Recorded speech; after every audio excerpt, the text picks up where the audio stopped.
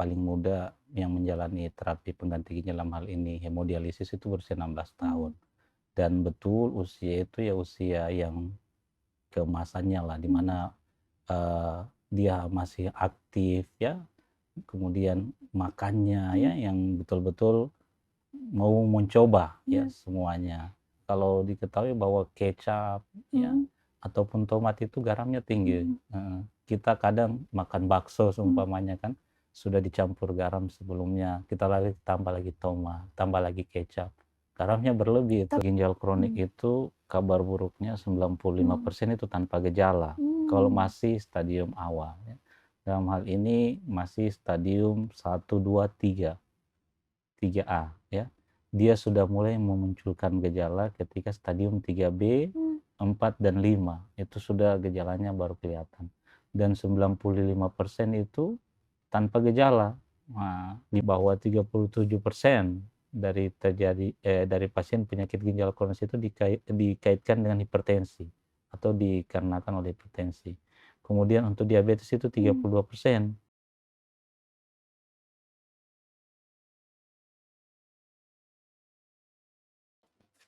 Assalamualaikum warahmatullahi wabarakatuh. Senang sekali rasanya saya Desi Triana hadir menjumpai Anda dalam wawancara khusus. Hasil riset kesehatan dasar Riskesdas tahun 2018 oleh Balitbang Kesehatan menunjukkan bahwa prevalensi penyakit ginjal kronik atau PGK di Indonesia sebesar 0,38% atau 3,8 orang per 1.000 penduduk. Dan sekitar 60% penderita gagal ginjal tersebut harus menjalani dialisis atau cuci darah. Sehingga perlu antisipasi dini untuk bisa mencegah PGK ini atau penyakit ginjal kronik. Dan untuk membahas hal tersebut, sudah hadir di studio tribunnews.ultra.com, Dr. Dedi Kusnadi, spesialis penyakit dalam, konsultan ginjal dan hipertensi. Langsung saja saya sapa di sini sudah ada Dr. Dedi Kusnadi. Apa kabar, Dok? Alhamdulillah baik. Ya, baik ya, Dok. Iya. Tetap semangat, segar bugar. Siap, Ya. semangat terus. Kabarnya sebelum kesini katanya pulang dari Bahtera Mas ya? Iya, Rumah sakit betul. Bahtera Mas. Berapa banyak pasien hari ini, Dok, konsultasi soal ginjal? Kalau rata-rata pasien rawat jalan itu untuk perharinya sekitar 20 orang. 20 orang. Ya, untuk rawat inap ya sekitar 20 sampai 30 orang perharinya untuk pasien-pasien. Sedangkan yang rutin menjalani hemodialisis atau penyakit ginjal stadium akhir yang harus menjalani cuci darah itu perharinya ya sekitar 30 sampai 40 orang. Wah, berarti dalam sehari bisa menemui hampir lebih dari 70 orang yang berbeda-beda. Iya, bisa. Bisa banget, Dok. Tapi, Dok, bagaimana cara menjaga kesehatannya? Dokter kan juga harus segar bugar kan, setiap ketemu pasien. Iya. Jadi tips untuk jaga kesehatan ya tentu saja harus seimbang semua ya. Dalam hal ini kita menjaga pola hidup yang sehat dengan cara makan makanan yang bergizi, istirahat tetap harus cukup ya. Kemudian yang paling penting juga ya bagaimana kita terus berolahraga ya. Ya, walaupun kita sesibuk-sibuknya harus disiapkan waktu sekitar 30 menit dalam seminggu itu ya, per hari 30 menit, seminggu 5 sampai 7 hari itu ya harus disiapkan untuk olahraga. Olahraga. Jadi itu kunci tips ya, sehat dari Dr. Dedi Kusnadi. Dok, kenapa sih sebelum kita bahas soal ginjal ya, saya mau tanya dulu, kenapa Dr. Dedi memilih fokus spesialis di ginjal ataupun penyakit dalam khususnya di ginjal dan hipertensi ini? Adakah mungkin yang membuat organ vital dalam tubuh manusia ini yang begitu spesial mungkin menurut Dr. Dedi atau seperti apa? Iya, sebelum menempuh pendidikan ginjal hipertensi, kalau kami dari penyakit dalam itu harus menjalani dulu pendidikan spesialis penyakit dalam selama 5 tahun. Nah, setelah 5 tahun menjalani pendidikan penyakit dalam kan di situ banyak kita melihat kasus-kasus pasien yang mana dari sejumlah jenis subspesialis yang ada di spesialis penyakit dalam, ya tertariknya di penyakit ginjal pertama karena jumlah pasiennya termasuk banyak dan ya tentu saja komplikasi-komplikasi penyakit ginjal ini hampir melibatkan semua organ ya, bisa ke jantung, bisa ke paru ya, dan ya tentu saja perlu ya pemahaman dan usaha yang lebih besar. Ditambah lagi jumlah penderita penyakit ginjal ini untuk Indonesia seperti disampaikan tadi, Riskesdas itu termasuk tinggi ya. Ya, dari tahun 2013 itu dari 2,0 per ribu penduduk menjadi 3,8 per ribu penduduk. Dalam hal ini ya butuh perhatian khusus bagaimana caranya supaya kita bisa mengontrol atau mengurangi jumlah penderita penyakit ginjal kronis. Iya. Oke.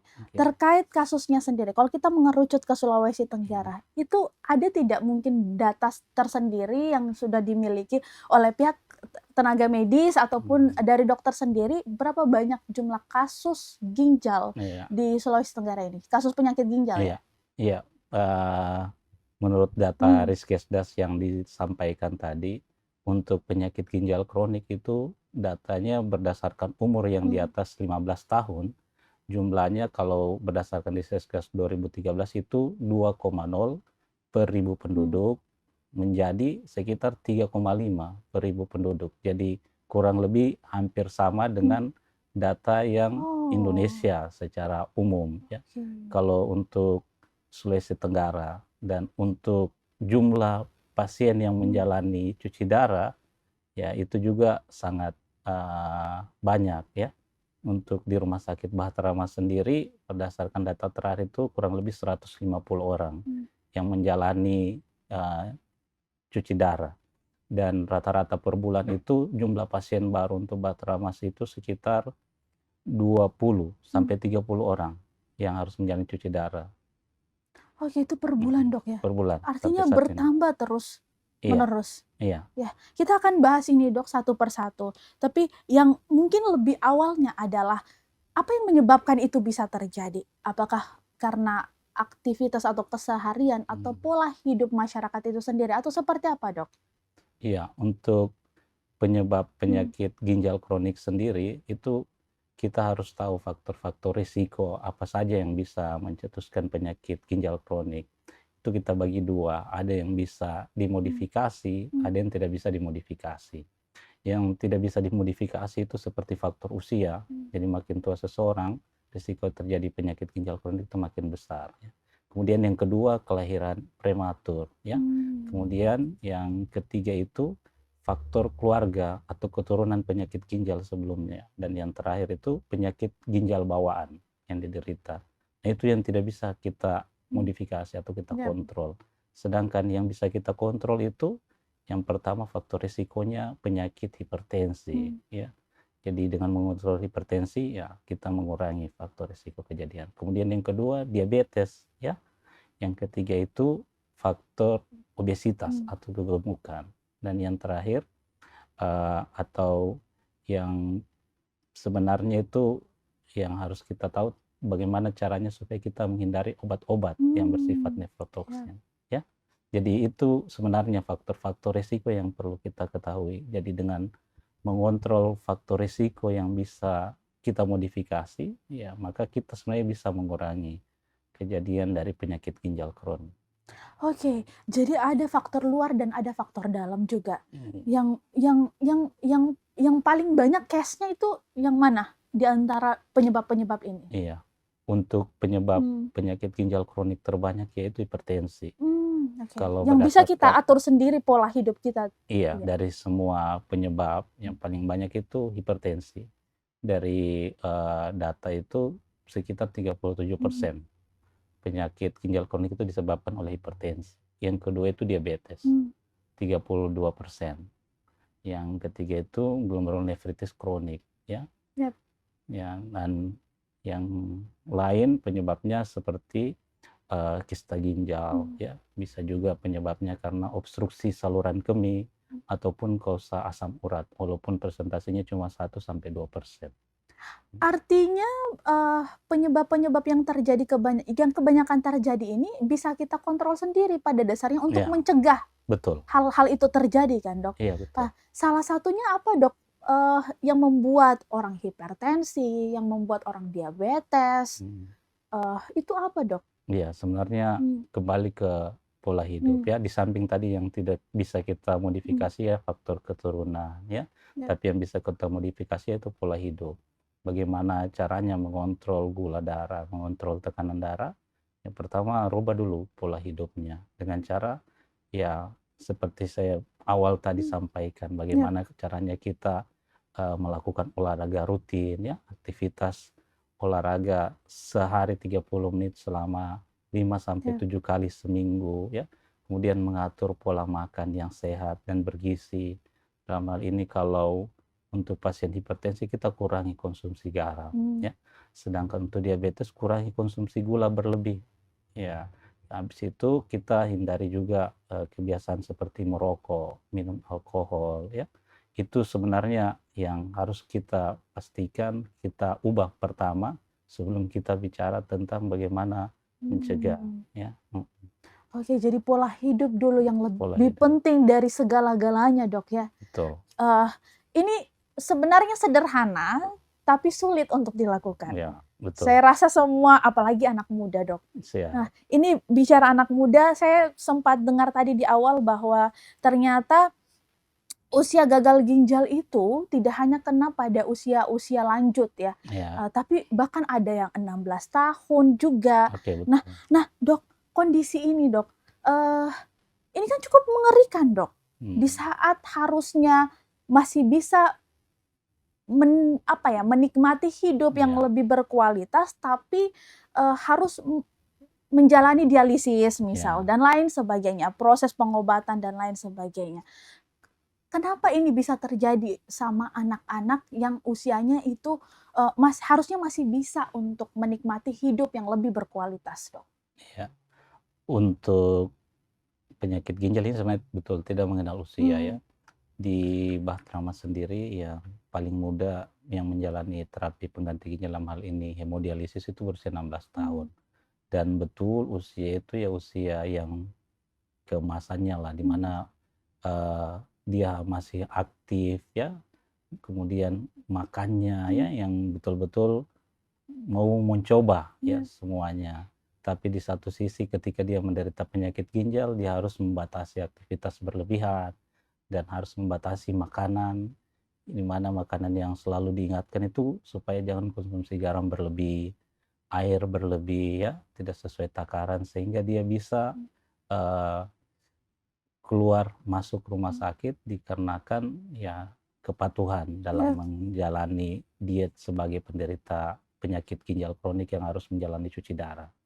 Nah, untuk anak-anak sendiri sebenarnya faktor risiko yang paling mungkin menyebabkan di samping penyakit ginjal bawaan ya yang sudah diderita dari kecil, mmm, ya yang paling sering kita harus modifikasi itu jenis makanannya ya. mmm, Bagaimana kita harus kurangi garamnya, kurangi makanan yang manis-manis ya, karena dua hal itu secara tidak langsung akan mencetuskan nanti mmm, terjadinya hipertensi iya, ataupun diabetes. Tapi kebanyakan ya hipertensi mmm, sebagai pencetus awalnya pada anak-anak, oke. mungkin itu.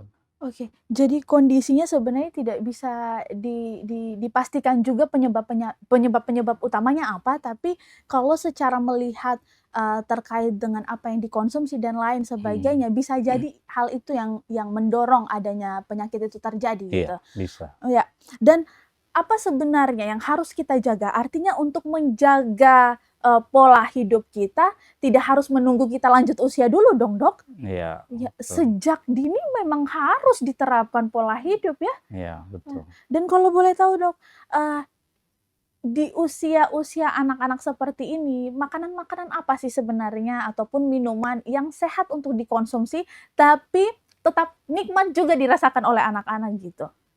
Iya, mungkin untuk negara kita ini harus Mmm, perlu memberikan tanda atau warning mmm, terhadap makanan-makanan yang terlalu banyak kandungan garamnya mmm, atau terlalu bersifat manis. Karena dua hal itu sebenarnya kalau di negara lain dia lebih concern terhadap bagaimana makanan yang dikonsumsi oleh masyarakatnya itu yang dilindungi. mmm, Dalam hal ini ada kode-kode khusus pada ya, makanan yang tinggi garamnya dia kasih semacam tanda waspada, kemudian yang terlalu ya, manis ya, karena ya untuk beberapa kasus memang konsumsi gula yang berlebih, pada pasien-pasien atau anak yang masih muda itu bisa mencetuskan penyakit ginjal Mmm, kronis.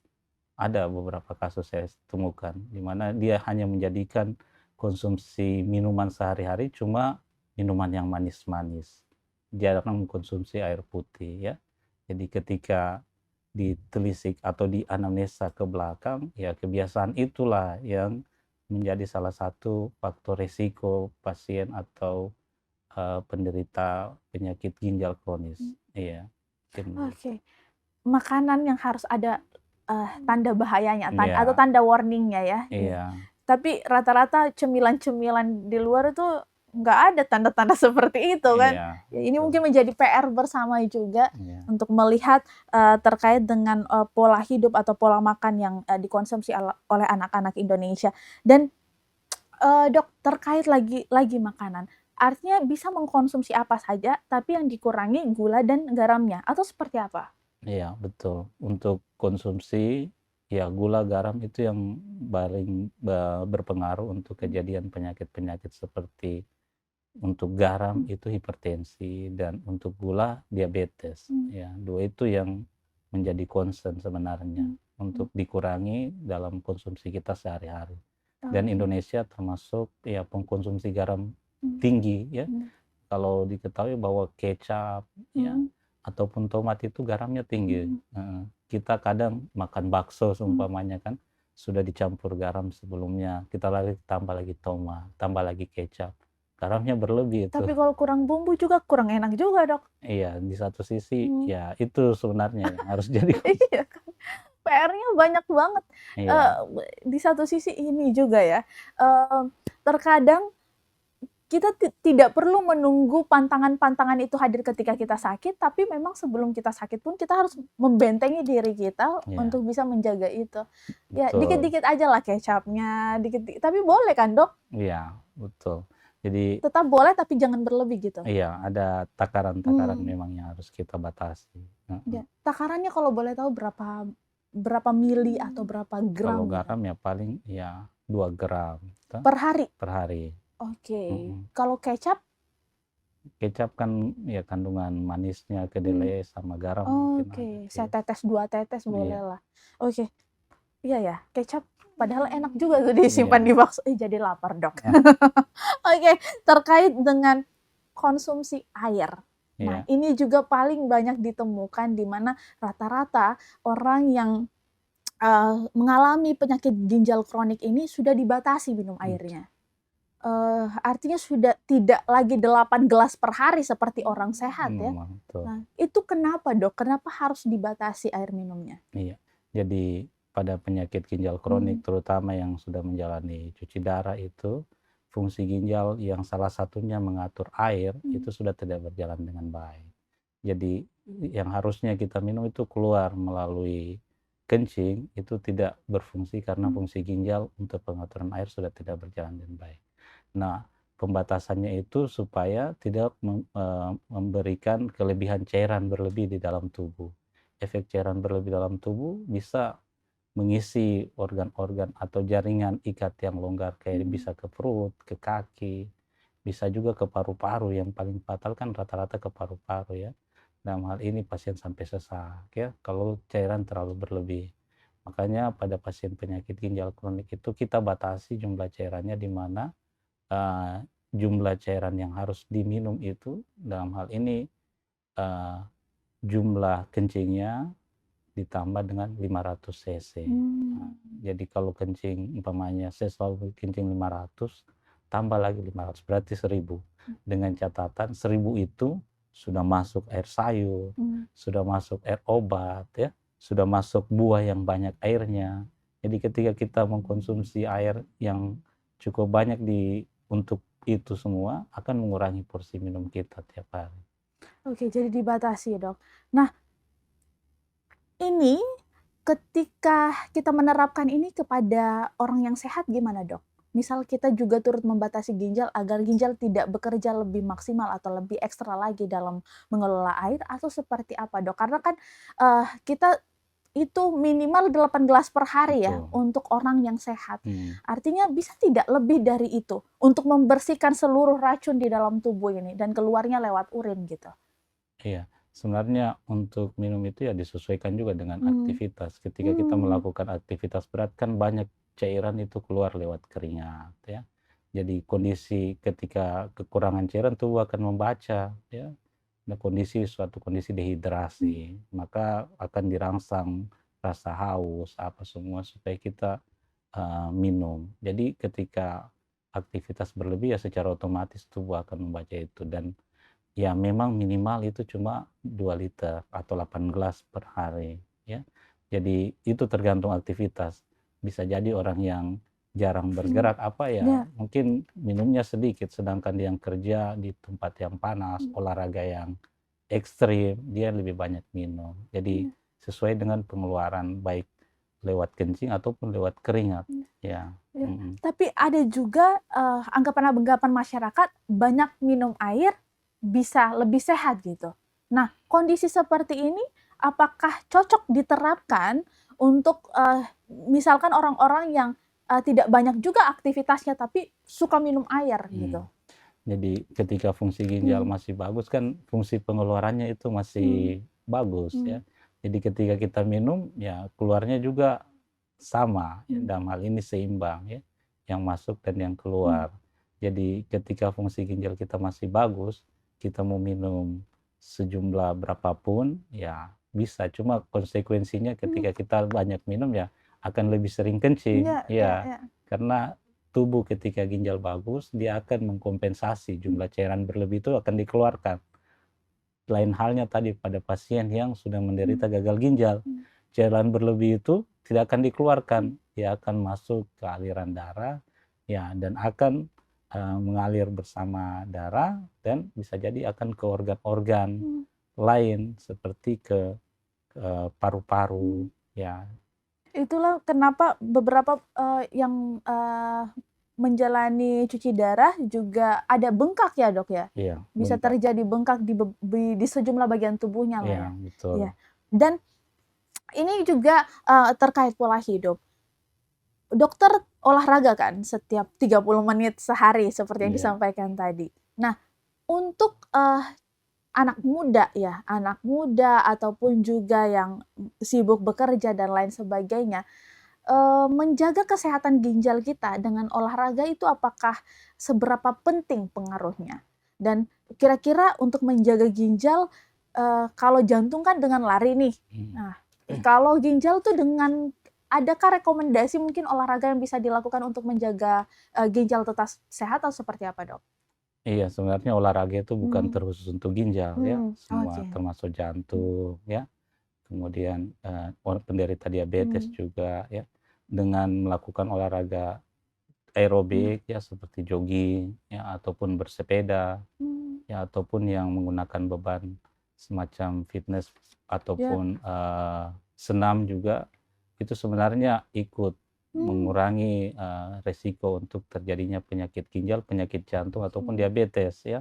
Jadi, dengan melakukan kegiatan itu, olahraga itu ya, orang yang diabetes tekanan darah akan turun. mmm, Walaupun turunnya tidak semaksimal orang yang mengkonsumsi obat ya, ataupun, eee, obat, ya itu dia akan turun penurunannya. Kemudian orang yang diabetes, mmm, ya gulanya juga akan turun ketika dia olahraga teratur, ya. oke. Nah, ketika diabetes berkurang, hipertensi berkurang, ya ginjal juga ikut mengalami pengurangan faktor risiko, ya.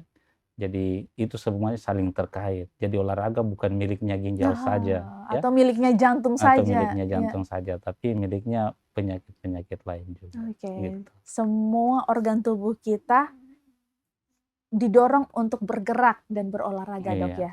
Oke.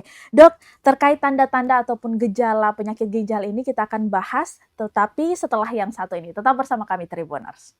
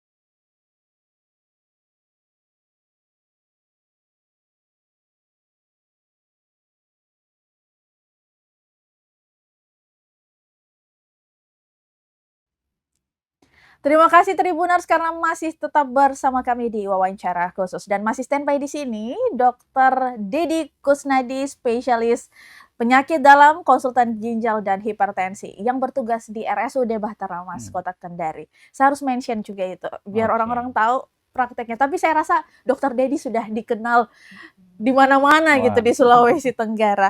Dan Dok, terkait dengan tanda ataupun gejala, tubuh kita ini kan pasti memberi sinyal. iya. Kira-kira sinyal seperti apa sih atau alarm seperti apa yang disampaikan oleh tubuh kita bahwa ini ada sesuatu yang tidak baik di ginjal kita? Oke. Untuk penyakit ginjal kronik Mmm, itu kabar buruknya mmm, 95% itu tanpa gejala. Kalau mmm, masih stadium awal ya. Dalam hal ini masih stadium 1, 2, 3, 3A ya. Dia sudah mulai memunculkan gejala ketika stadium 3B, mmm, 4 dan 5. Itu sudah gejalanya baru kelihatan. Dan 95% itu tanpa gejala. Nah, 5%-nya itu pasien tahu bahwa dia penyakit ginjal mmm, kronik ketika datang dengan keluhan mual, muntah yang hebat, dan itu merupakan tanda gejala paling mmm, akhir dari penyakit ginjal kronik atau gagal ginjal yang langsung harus menjalani terapi pengganti ginjal cuci mmm. darah. Jadi cuma 5% Ginjal itu itu berfungsi, yang ya, ketahuan ya. bahwa dia terjadi penyakit ginjal kronik. Mmm. 95% itu nggak ada gejala di awal. Dok, itu tidak bisakah terdeteksi lebih dini? Maksudnya supaya bisa langsung ketahuan gitu, oh ada ternyata potensi untuk sakit seperti Iya, ini gitu. jadi memang kata kunci untuk penyakit ginjal kronik itu bagaimana kita lakukan Mmm, deteksi dini mmm, supaya oh, mencegah terjadinya penyakit ginjal kronik. Caranya deteksi dini ya dengan mencari orang-orang yang beresiko mmm, untuk terjadinya penyakit ginjal kronik.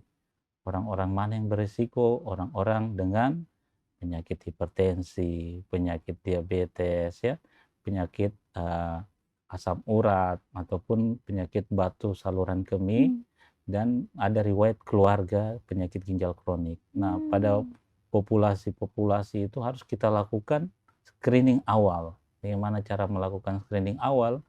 Maka kita lakukan pemeriksaan untuk mengetahui fungsi ginjal, baik dengan melakukan pemeriksaan darah ataupun pemeriksaan kencing mmm, yang paling umum kita buat. Pemeriksaan darah itu kita lakukan pemeriksaan ada namanya kreatinin. mmm, Dengan kreatinin itu nanti kita akan konversi untuk menjadi estimasi laju filtrasi glomerulus, di mana laju filtrasi glomerulus itu menandakan fungsi daripada ginjal. Dan kencing sendiri itu bisa kita lakukan juga mmm, pemeriksaan untuk menilai ada tidaknya kerusakan dari ginjal itu dengan melihat ada tidaknya kandungan protein dalam urin ya oke, ataupun albumin ya. oke, Jadi deteksi dini pada orang-orang yang berisiko untuk terjadinya penyakit ginjal kronik. oke. Hmm. Jadi, bisa dideteksi lebih dini melalui, pemeriksaan keratin tadi Iya, dan lewat urinnya juga ya, Dok, iya, ya? Dok, eee, kondisi-kondisi seperti ini ya, apakah tidak ada solusi lain gitu selain ya kalau gagal ginjal ataupun punya penyakit ginjal ya ujung-ujungnya harus dialisis gitu. Apakah hmm, tidak ada solusi lain? iya. Untuk penyakit ginjal kronik sendiri Mmm, kan dibagi 5 mmm, stadium ya. Stadium 1, 2, 3A, mmm, 3B, 4, dan 5. Yang menjalani terapi pengganti ginjal atau yang sering kita kenal dengan cuci darah itu yang sudah stadium 5 ya, mmm, atau kita kenal dengan gagal ginjal. Nah, pada stadium 1 sampai 4 itu kita akan lakukan pengkondisian supaya tidak terjadi penurunan fungsi ginjal yang cepat atau menunda ya, progresivitas dari penyakit ginjal dengan cara mengontrol faktor-faktor yang dapat mempercepat itu, kayak mengontrol tekanan darah, mmm, mengontrol gula darah, mengontrol pola makan ya. Itu kita lakukan pada tahap-tahap 1 sampai 4, dan kadang kita perlu lakukan pemberian terapi. Dalam hal ini kalau darahnya turun kita mmm, lakukan pemberian terapi, pemberian eritropoietin, di mana fungsi ginjal salah satunya itu mmm, menghasilkan hormon eritropoietin. Nah, pada orang yang sudah didiagnosa gagal ginjal atau penyakit ginjal kronik mmm, stadium 5, sebenarnya terapi pengganti ginjal bukan saja cuci darah ya. Terapi pengganti ginjal itu sebenarnya kita bedakan atas dua ya. Ada namanya dialisis, ada namanya transplantasi ginjal atau cangkok ginjal ya. Dialisis sendiri itu dibagi dua, hemodialisis ataupun peritoneal dialisis. Nah, yang paling umum kita dapat di rumah sakit itu yang kita kenal dengan hemodialisis atau cuci darah. Sedangkan peritoneal dialisis itu sebenarnya jenis juga cuci darah, tapi dilakukan secara mandiri dengan melibatkan peritoneumnya kita sebagai filtrasi atau penyaring ya. Dan yang paling bagus sebenarnya transplantasi ginjal di antara semua terapi pengganti ginjal yang paling bagus transplantasi ginjal.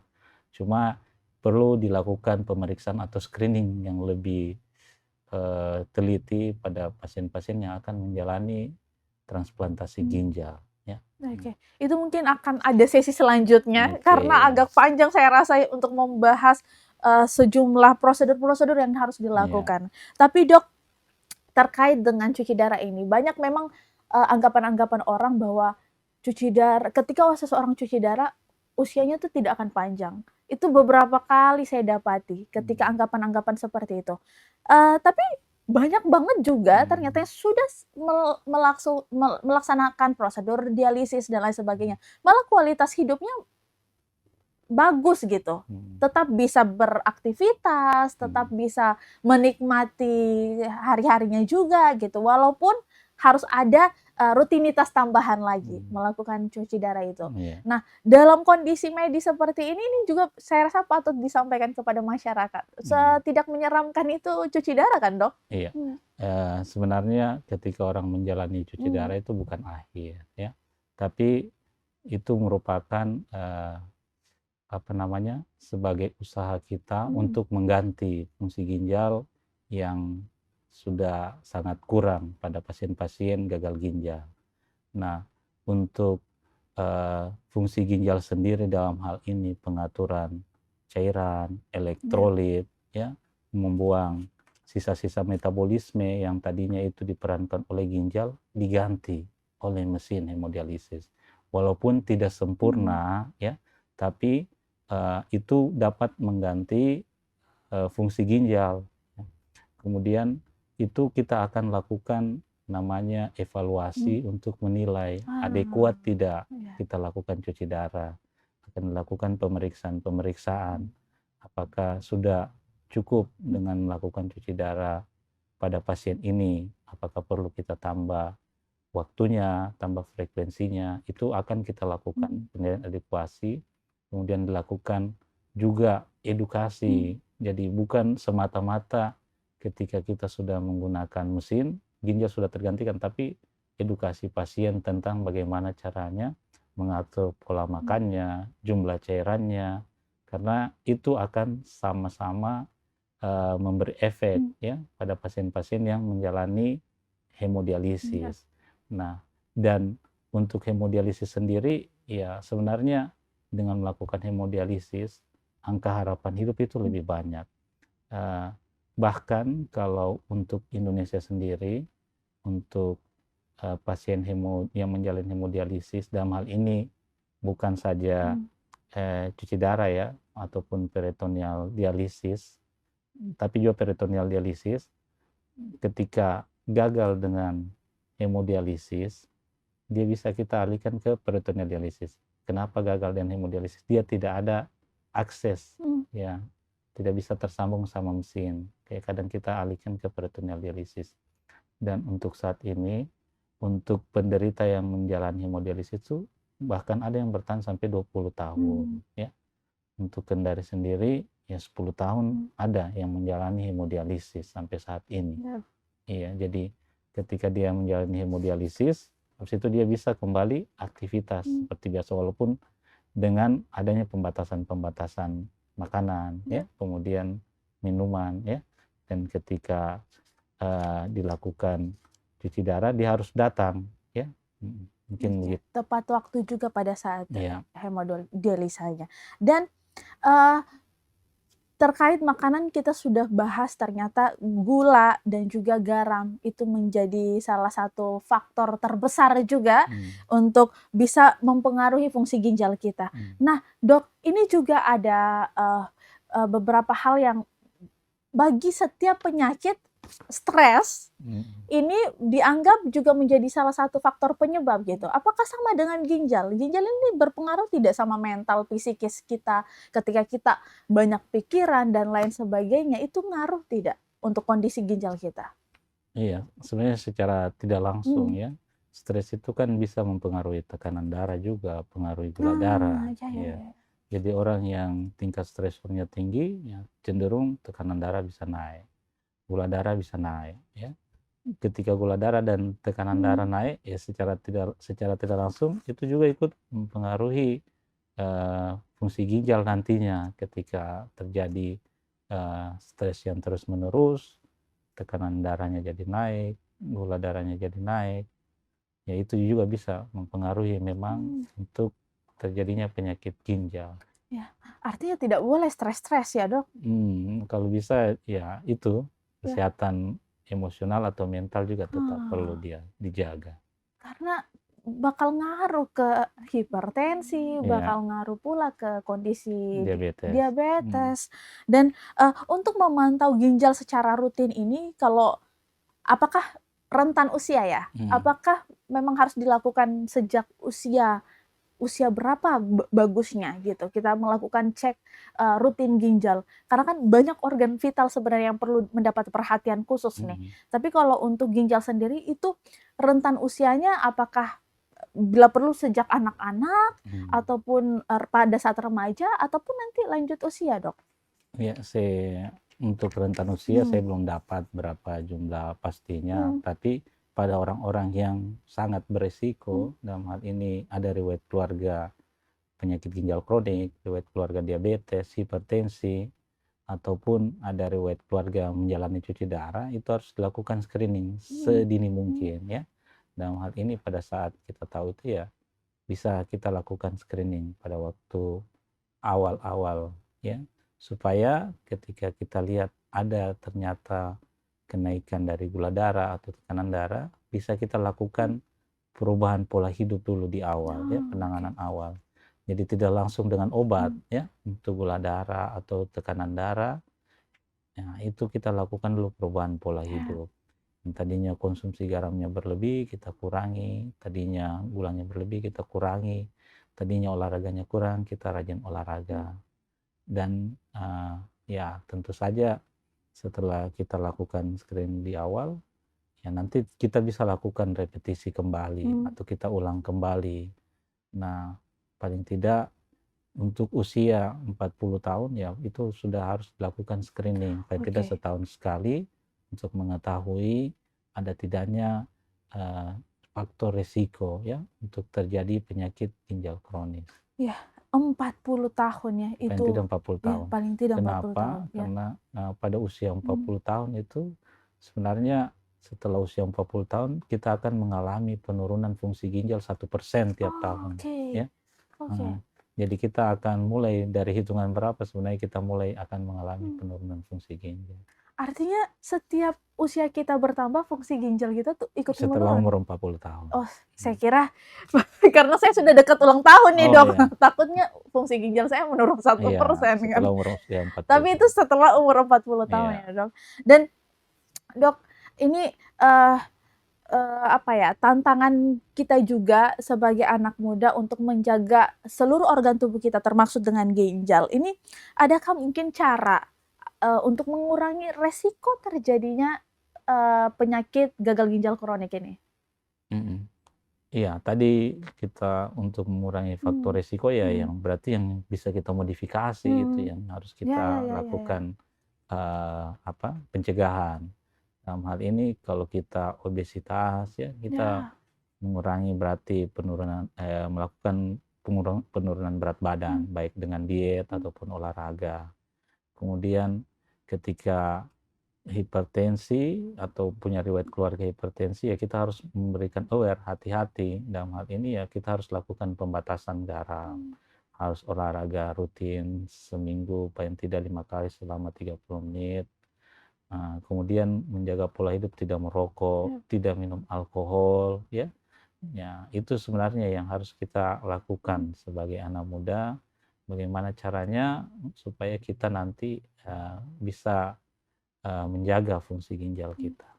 Minum kopi tidak masalahkah? Kopi sebenarnya kalau jumlahnya tidak berlebihan, tidak ada masalah, ya. Dalam hal ini bukan kopinya saja, gulanya Gulanya terutama, ya? ya. Iya. Gulanya tidak berlebihan. Kalau kopi tanpa gula? Iya, tetap ada takaran-takarannya lah. Ya, tetap ada takarannya Iya. ya. Hidup tanpa cinta bagai taman tak berbunga, itu Oke. lagu Dok. Oke Iya. Dok, terkait dengan sejauh mana pengendalian tekanan darah dan kadar gula darah kita mempengaruhi kesehatan ginjal? Karena dari tadi yang disinggung terkait garam dan juga gula gitu. Iya, jadi dua hal itu yang secara langsung sebenarnya menjadi faktor risiko utama terjadinya penyakit ginjal kronik. Jadi tadi dari etiologi yang Ya. kita paparkan di awal bahwa 37% dari pasien penyakit ginjal kronis itu dikaitkan dengan hipertensi atau dikarenakan oleh hipertensi. Kemudian untuk diabetes itu 32% dari prevalensi itu ya bahwa hipertensi dan diabetes ini mempengaruhi peranan besar terjadinya penyakit ginjal kronik. Jadi dengan mengontrol diabetes, mengontrol hipertensi, maka kejadian penyakit ginjal kronik itu sebenarnya bisa kita kurangi.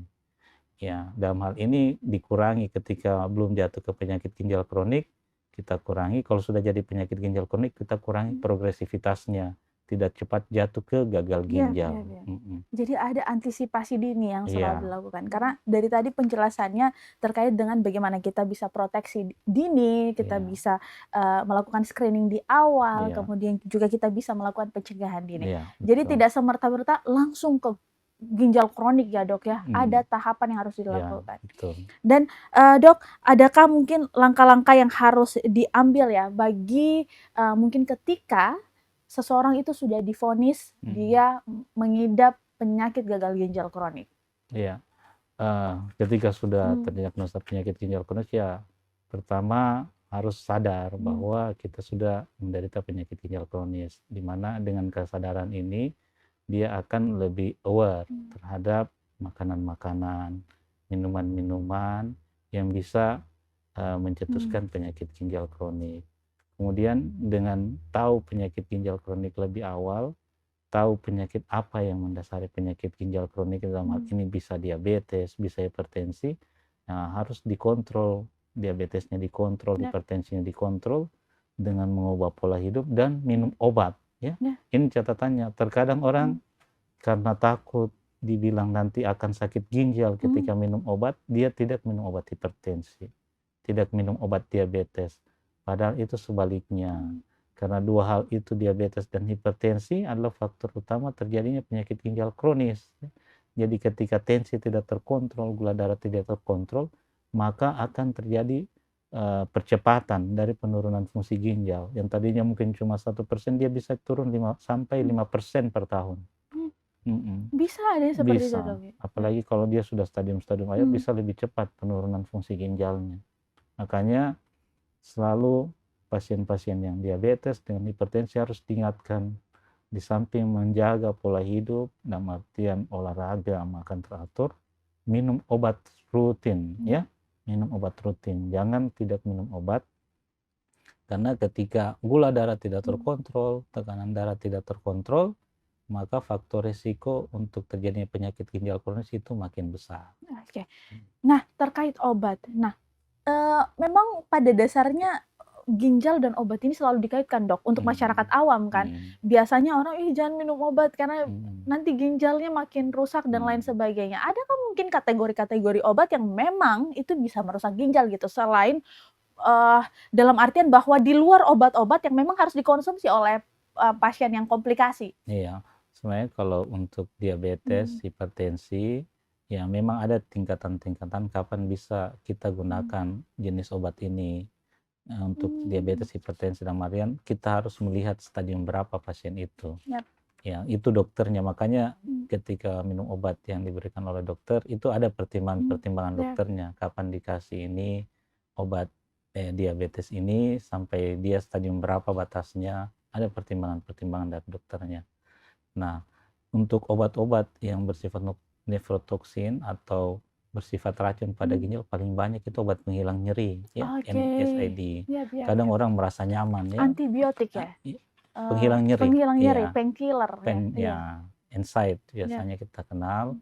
Jadi ketika orang merasa nyaman minum obat penghilang nyeri nyaman, secara tidak langsung, ya lama-kelamaan fungsi ginjal juga ikut terganggu, ya. Ya. Ada juga antibiotik, ya, Ya. jenis tertentu ketika dikonsumsi bisa juga mempengaruhi fungsi Oh, ginjal. oke. Makanya kalau dokter ketika memberikan obat kan ada pertimbangan-pertimbangannya.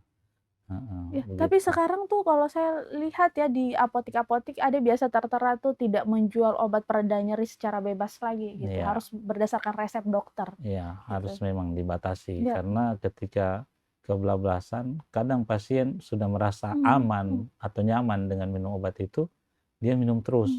Ya. Nah, tidak dihentikan minum terus, tiba-tiba datang ginjalnya rusak. Kayak gitu. Oke.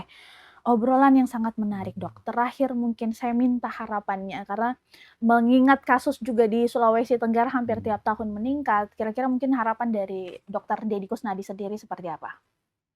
Untuk harapan saya sih, saat ini kan ya kita sebagai tim kesehatan, harapannya jumlah penderita penyakit ginjal kronis ini bisa kita kurangi. Bagaimana caranya kurangi? Kita lakukan promosi kesehatan, salah satunya melalui media ini, di mana yang paling penting kita lakukan deteksi dini pada orang-orang yang berisiko untuk terjadi penyakit ginjal kronik.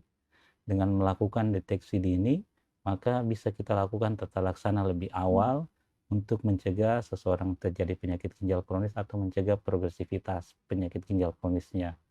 Nah, karena kalau sudah menderita gagal ginjal, maka ya terapi yang bisa digunakan hanya terapi pengganti ginjal, cuci darah, dan transplantasi ginjal, ya. Jadi yang paling penting sebenarnya bagaimana kita deteksi lebih awal supaya tidak jatuh ke penyakit ginjal kronis yang tahap lanjut, yang mal ini gagal ginjal. Ya. Mungkin lebih titik tekannya ke situ. Ya, oke. Sekali lagi terima kasih banyak Dr. Deddy atas kesempatan dan waktunya. Terima kasih. Ya, sudah hadir di tribunnewsultra.com. Dan saya juga yang mengucapkan terima kasih banyak kepada Tribuners yang sudah menyaksikan wawancara khusus saya hari ini. Pastinya untuk terus mengikuti deretan informasi menarik lainnya yang kami suguhkan di deretan platform kami, ada website dan juga media sosial kami. Dan sebelum menutup obrolan kita, saya juga ingin mengajak Dr. Deddy Kusnadi untuk sama-sama mengucapkan tagline dari tribunnewsultra.com. Jadi ketika saya bilang Tribun, kita sama-sama bilang mata lokal menjangkau Indonesia. Mau latihan dulu atau langsung, Dok? Boleh. Latihan dulu ya. Tribun, mata lokal menjangkau Indonesia. Sekali lagi terima kasih banyak para Tribuners. Saya Desi Triana, pamit undur diri bersama dengan narasumber saya ada siapa di sini? Dr. Deddy Kusnadi, spesialis penyakit dalam konsultan ginjal hipertensi. Sampai jumpa di wawancara khusus berikutnya. Tribun, mata lokal menjangkau Indonesia. Assalamualaikum warahmatullahi wabarakatuh. Waalaikumsalam. Download Tribun X sekarang. Menghadirkan lokal menjadi Indonesia.